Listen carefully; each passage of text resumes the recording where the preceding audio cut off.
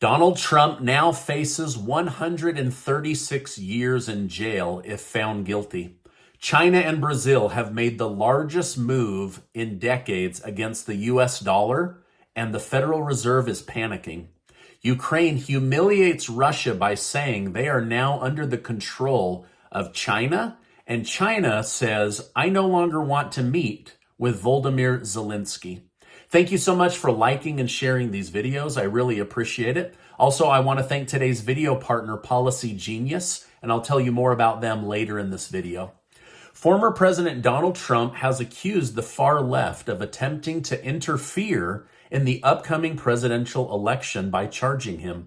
He stated Republicans in Congress should defund the Department of Justice and the FBI until they come to their senses. The Democrats have totally weaponized law enforcement in our country and are viciously using this abuse of power to interfere with our already under siege elections.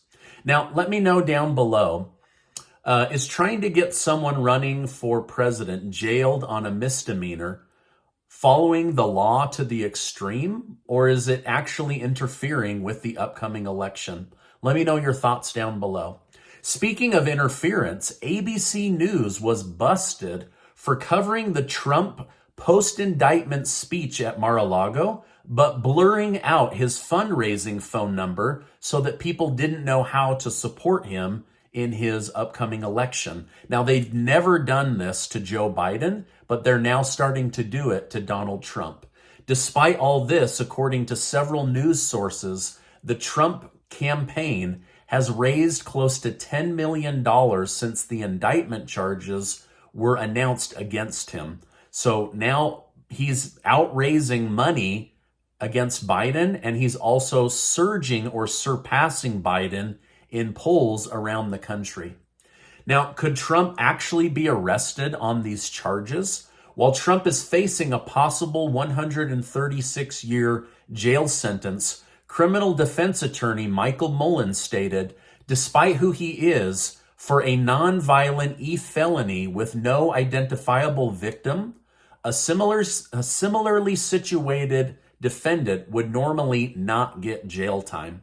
Now, according to Harvard Democrat lawyer Dershowitz, there is no way on earth Trump can get a fair election in the city of New York, where close to 90% of citizens are Democrat voters. So he's recommending that they move this out to Long Island or a different part of New York so that this can be a fair trial.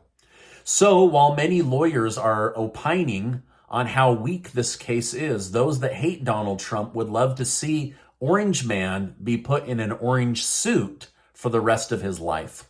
Now, amidst the prospect of a 100-year jail term, Trump is facing scrutiny from the January 6th investigation.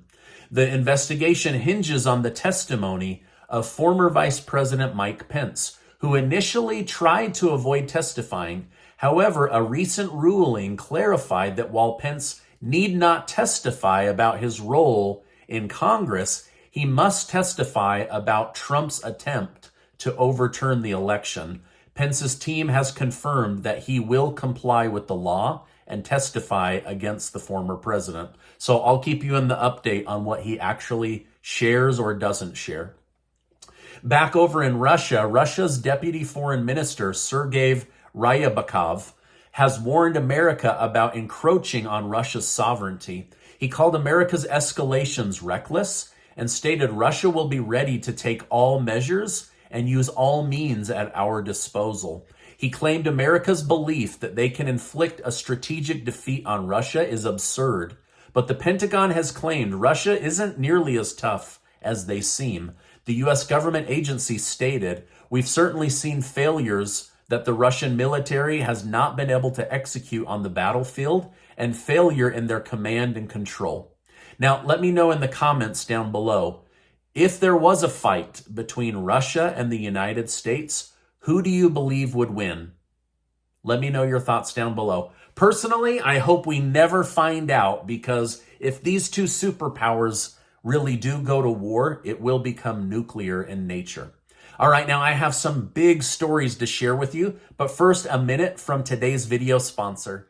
I want to thank today's video sponsor, Policy Genius. Policy Genius is America's leading online insurance marketplace. They can help you save money today on life insurance by getting you the best price. Here's how easy it is. Follow the link in my video description or head to policygenius.com/Stephen Gardner. Once you've answered a few questions with their intuitive software, you'll have a quote within just a few minutes.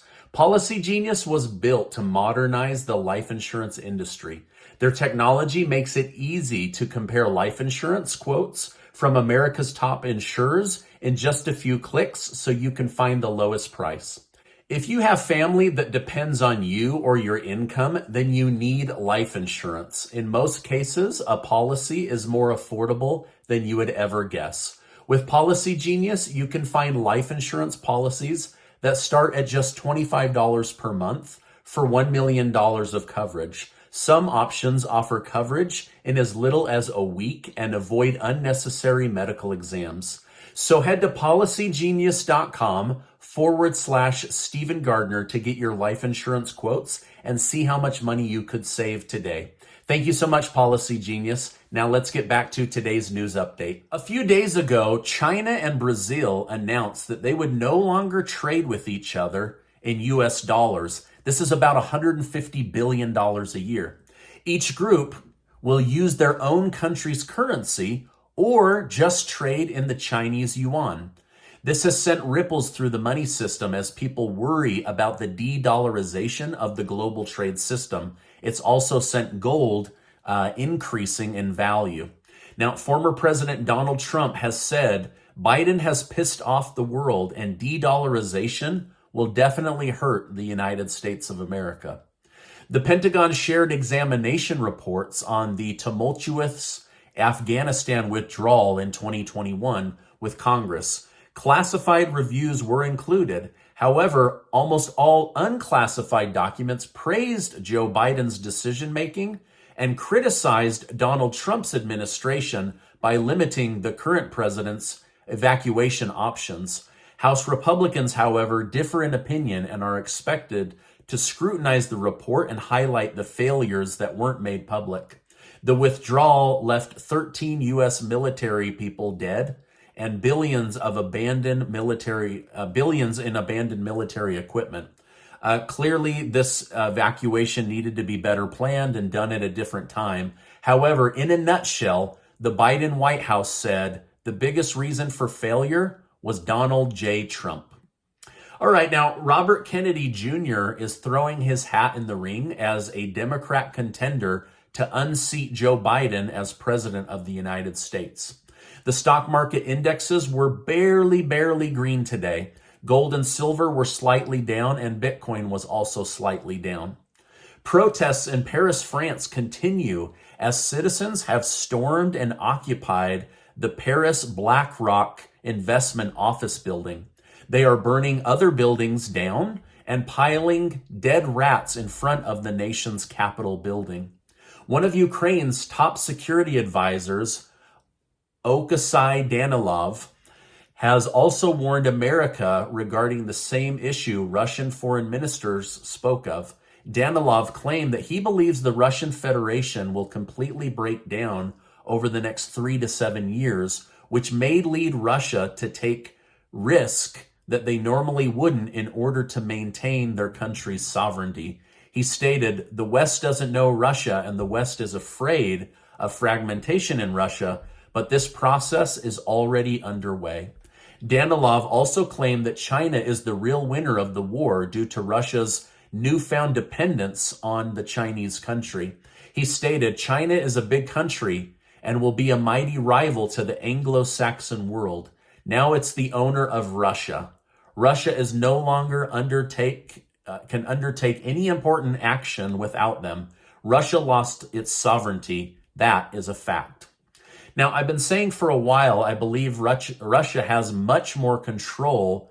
China has much more control over Russia than we can imagine. Remember when I brought on the ex-CIA agent, he said Russia likely had to get China's permission in order to invade Ukraine.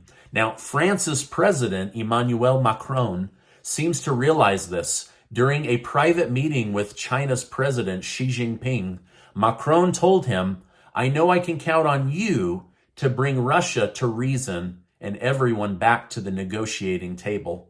So while we have no idea what Xi Jinping will actually do, the president of France says it will likely be China that ends this war. However, since meeting with Putin, Xi Jinping of China has decided not to entertain the idea of meeting with Ukraine's president, Volodymyr Zelenskyy. So that meeting, as of right now, has been canceled.